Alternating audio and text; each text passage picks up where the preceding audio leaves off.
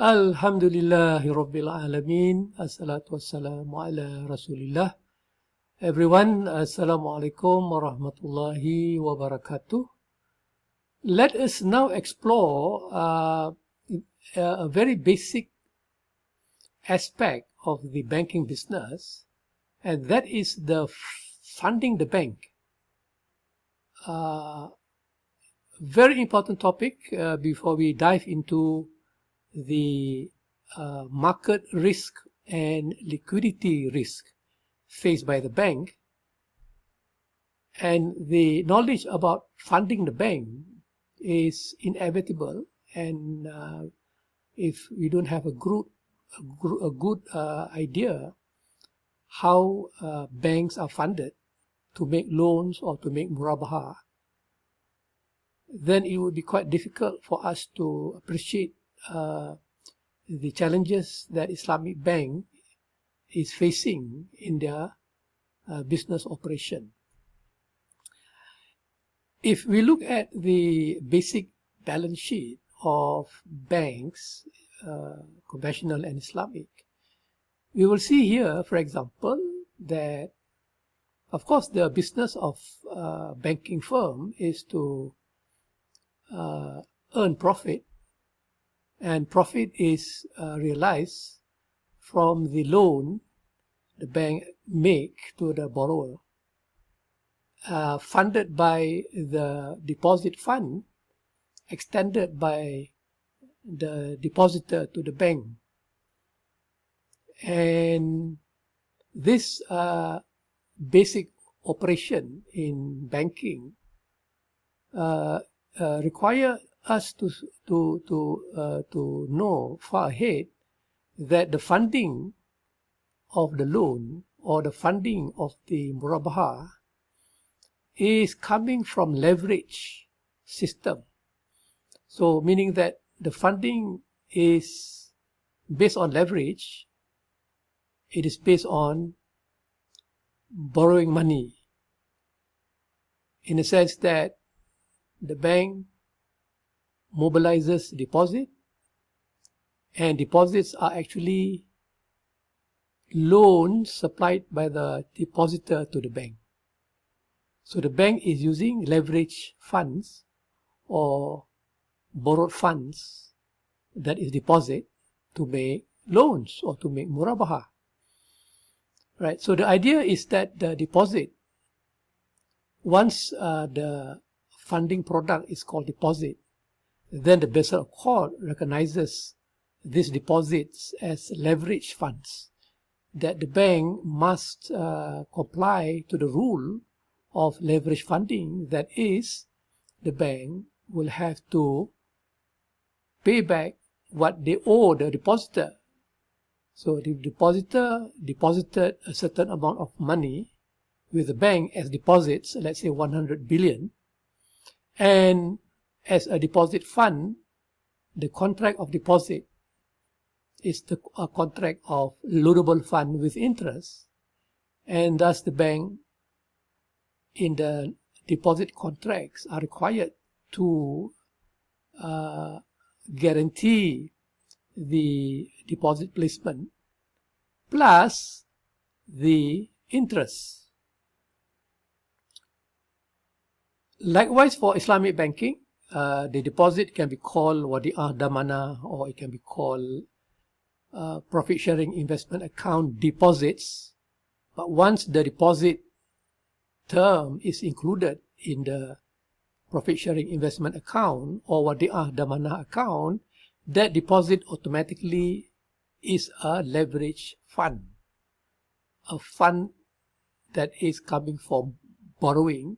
And the character of borrowing is that the borrower, who is the bank, must pay back the full deposit placement to the depositor or to the borrower, plus interest if we are dealing with conventional banking, or for the profit sharing investment account, then the return is subjected to the performance of the murabaha. If the deposit is tawarruk deposit, then the contract of tawarruk deposit will guarantee full replacement, full guarantee of the Tawaruk deposit plus profit. So it is very important for the in the learning of banking, Islamic banking, or banking operation in general, to appreciate this component of banking business, that is funding. And we can see that this deposit fund is used to generate revenues, and these are coming from the loans or financing for Islamic bank. We talk about Murabahah and Tawaruk, and from the 100 billion worth of deposit leverage fund, then 80 billion is used to make loans or Murabahah. 5 billion is essentially allocated as statutory reserve requirement for withdrawal purposes. If there is a withdrawal of deposit, then we have liquidity available to basically fulfill the withdrawal. So the 5%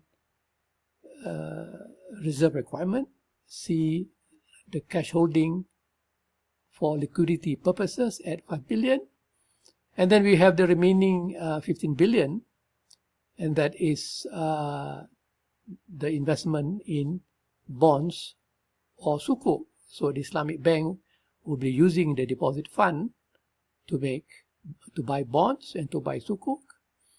It can either be for investment purposes, that is to acquire the coupons, or it can be for trading purposes, that is to acquire capital gain from the bond and sukuk holdings we have here, right?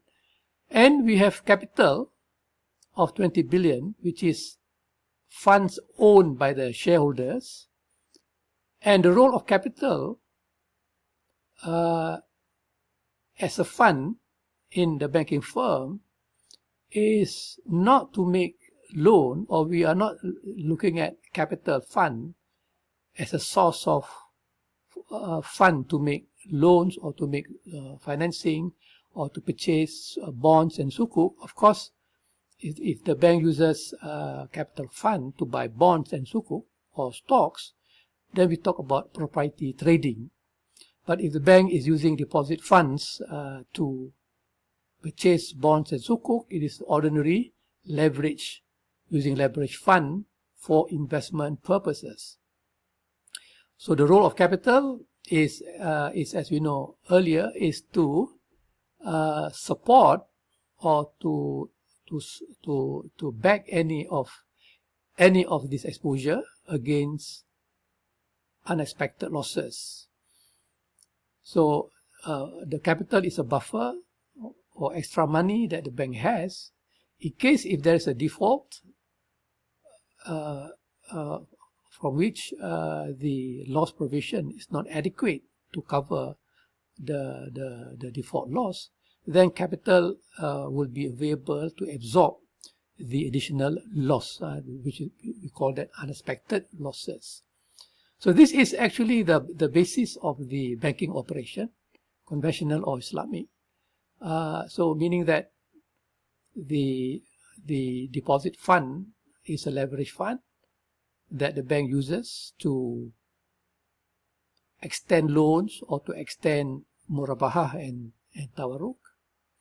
And the fact that the deposit fund is the modality that is viable for the banking business is simply that the deposit fund is a source of cheaper funds compared with other funds that the bank can acquire from the money market or from the wholesale market if there isn't much deposit available for the bank to extend loan and financing.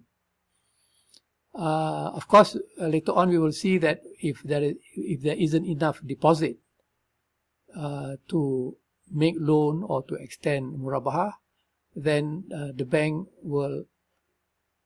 can get into the money market or the wholesale market to borrow funds, but at a higher cost than the deposit fund, and at the same time these wholesale funds are not stable and compared to the deposit funds.